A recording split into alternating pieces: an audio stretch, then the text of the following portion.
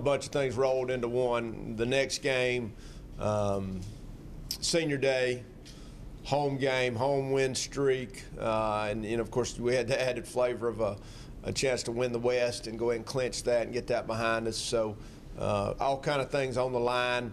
There was no doubt that Southern Miss was going to come in ready to play. Said the whole time I knew they had a great team, great defense, rival game, all of the above, and I guess it lived up to all that expectation. Give them credit. They started fast. I think we really from our opening kickoff, we had a mistake there, and a combination of them playing well and us probably not starting too well. We got behind, fought back, got the game close at halftime, and then really came out the second half and I thought looked a lot more like us. Had a chance to put the game away up 20-13 and just could not. And once again, give them credit. They come back tied up, and then the rest is kind of history. We go into overtime. Defense comes out, holds them to, I think that's the first coin toss we've won since Coastal Carolina, which has been working out pretty good. We did win that coin toss, chose to go on defense, get the 3 and out, hold them to a field goal, and was not much question we were going to run the ball in that situation, put it in Spencer's hands, and the rest is kind of history. So great feeling, so proud for the players and the coaches and our staff and our community and all the people that fought so hard just to give us this opportunity, and it really is that sweet. It is that good. And of course, as I tell everybody, it doesn't slow us down from how hard we're going to work, and we know what's in front of us, having to go to Texas A&M, how well they're playing, what kind of team they've got, SEC, all the above, and then we want to come back the next week against a really good Middle Tennessee team at their place, and try and secure home field advantage for the championship game. So we got plenty of time to look forward to that, but right now our focus is on Texas A&M and getting ready for this game. Questions? A&M had a safety go out less than a minute left in the game last week. Going to be suspended the first half for targeting. Is that something that might you include in your game plan to maybe take early shots downfield with that missing piece there in their secondary? Yeah, I think both teams constantly are looking for matchups. What's their strength against what they may perceive as a weakness for us? Are we looking at somebody? I don't know how much that plays into every decision, but there's always decisions. You're going to look at every matchup and see where we think we can gain an advantage. And I really don't know much about his backup, but I do know that would be something we would be aware of, just like I think they're always aware of who's injured for us or where we might have a weak spot.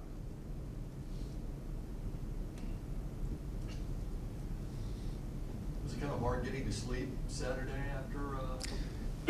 Yeah, I really relate it to Christmas. When you wake up after Christmas Day, it's the 26th. I mean, so when I wake up on Sunday, it's Texas A&M. So yeah, I mean, it was just a great feeling. I was so happy for just all our people, and the stories of people crying up in the press box and in the stands, and just the true joy of our players on the field and all of the above. It was just a great night and relished every minute of it. And I probably got 2 or 3 hours sleep. I think I was in here Sunday about 5 o'clock again, my normal routine. But yeah, it was a great night. It was hard to get to sleep for sure. What's it like winning a game like that, considering the implications, winning a division title, not just winning it, but winning it in the way y'all did with the walk-off touchdown? Yeah, it's, of course, your stomach's in a knot every second of the game, and we just had so many ebbs and flows. I kind of related. It seemed like everything could go against us. I mean, we hadn't turned the ball over. We turned it over 3 times. We have a mistake on a kickoff return. I don't know if I've ever had that with a veteran returner. We were looking at it this morning. That ball's bouncing right at him, and then it takes a hop toward the sideline, and he's kind of in the motion of getting it. And from that start to some penalties that kept drives alive, it reminded me a lot of Coastal Carolina, but it was 100% different. Our attitude, the positive energy on the sideline. There's AJ over there encouraging the offense and getting Tyler going, coaching him up. People pulling for each other. And that's the difference in where we were then and where we are now. But it was almost like when we knew we were going to overtime, it was, I think everybody on our sideline just felt like we were going to win, you know. And that's no knock to those guys, you know, because they'd played a great game against us. But it doesn't get much better than that to win it in that fashion, you know, if you can survive it, you know. So it was pretty cool. In years past, Coach, a game like this would be considered just all about the paycheck. Yeah. That you would get. Yeah. Do you get a different feel? With this group that you guys? I'm sorry, the team is probably always taking. Correct. But does it have a different sense about everything? Well, I just told them, you know, the ranking puts another bullseye on your chest. I mean, you know, I always go about what's their mentality. You know, they're playing really, really well. I mean, I'm looking at their front, just, you know, it's what you would expect out of a top level SEC team. You know how much money they pour into their coach and their facilities and their program, and so that's the things I look at. But I know how our players feel, and you know, the things I have to think about right now at this juncture is where's our bodies. You know, we've gone X amount of time without an open date. I think we do a terrific job of taking care of our guys, you know, so there's going to be some things I'm going to do a little bit different in practice, knowing we've got 2 more big games coming up after this. But as far as what's our mindset is to go and try and win the game, you know. So I just know who they are and what it looks like and being at their place. And, you know, there's a reason those teams are pretty successful at home, you know, because it's such a big advantage. Our crowd does such a good job. But I like our group. You know, I like how they compete and how they play, and you know, we're just gonna go take our chances. And I don't know if I ever really have fun. You know, people say go have fun. I don't know if that's the right word for it, but I do think we're looking forward to going to compete. Just looking forward to seeing that, to how they respond to that type of situation. Correct. Yeah, and I think, you know, this is a little different than the Florida team we went and played last year. I thought Florida was really, really good. Defensively, they had struggled offensively, where this team's kind of hitting their stride. You know, no offense to Auburn, but you know, could have, should have won that game 2 weeks ago. I mean, so they've had they're in every single game, and you know, it's just a really good team, really well coached. I mean, but you know, it'll tell a lot about us again. You know, once again to go into this environment, see how we compete. Coach, 7 more sacks on Saturday. Yeah.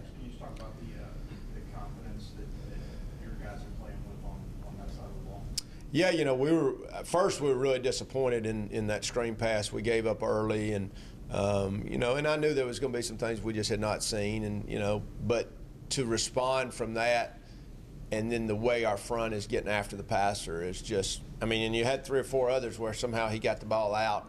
I mean, it was exciting to watch that group. You know, getting Trey Crawford back was a big deal, and you know, we played basically without Garrett Marino, so. That front is really doing a good job. Once again, you know, we played a lot of man coverage in the second, you know, right after that, and really kind of went into almost a lot of man free on first and second down. So got to give our secondary credit as well for holding up.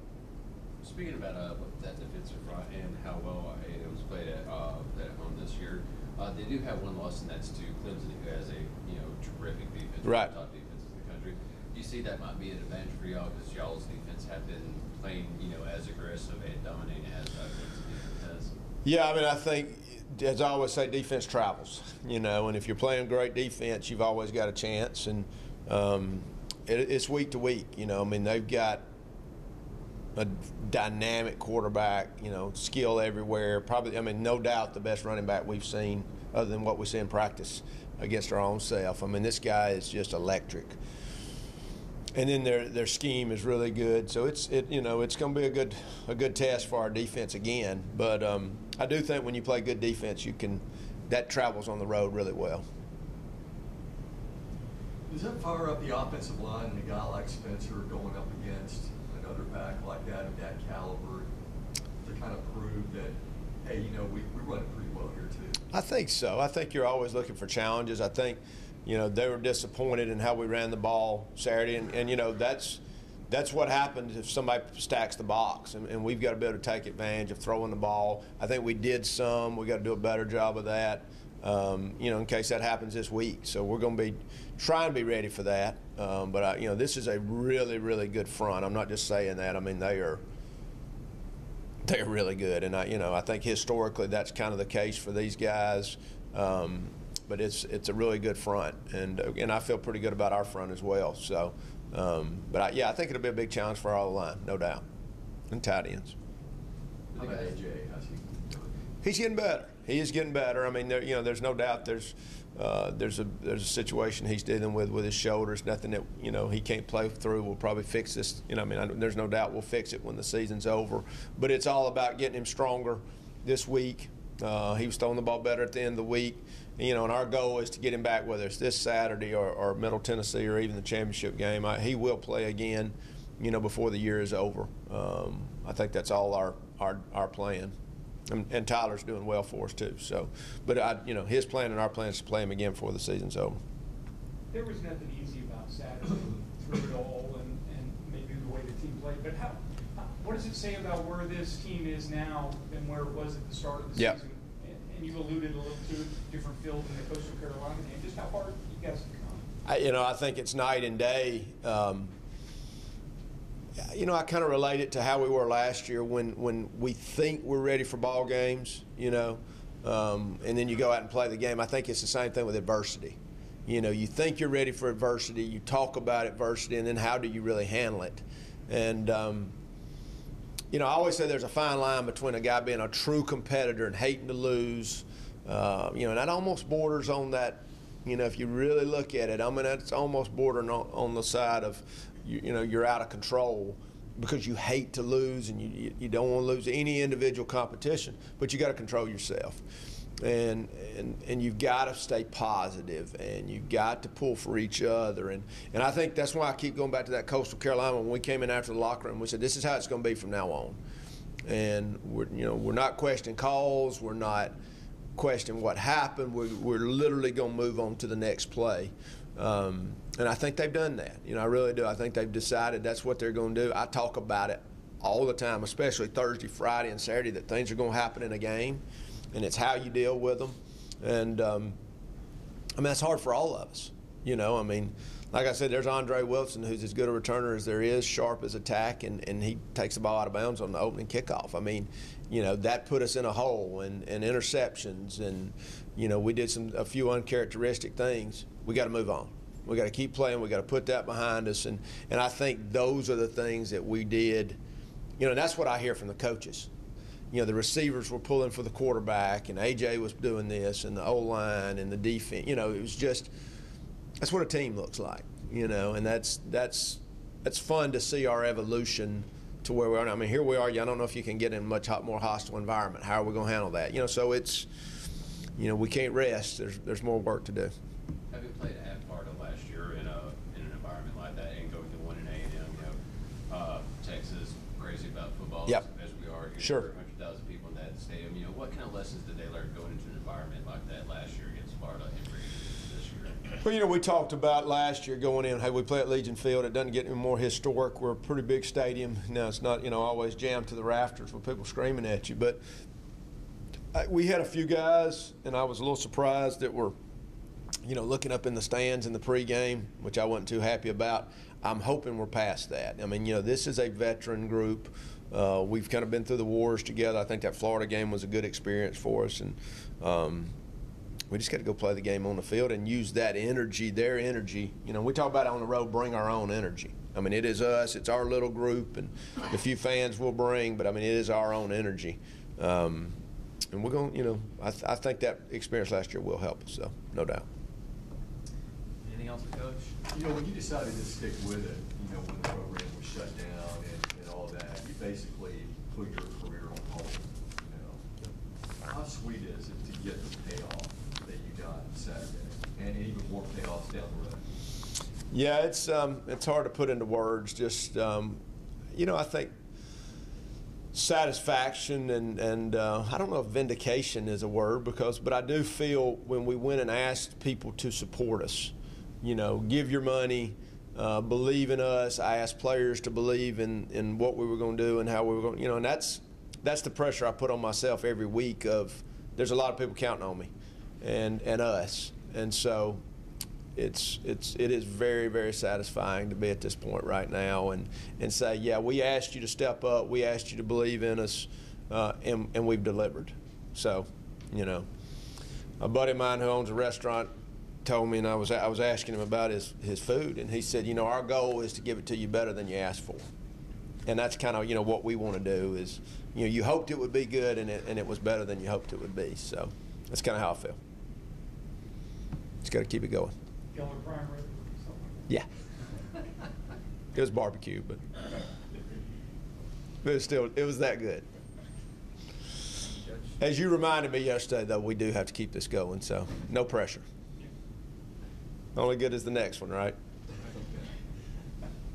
Thanks, guys. Appreciate y'all coming. that.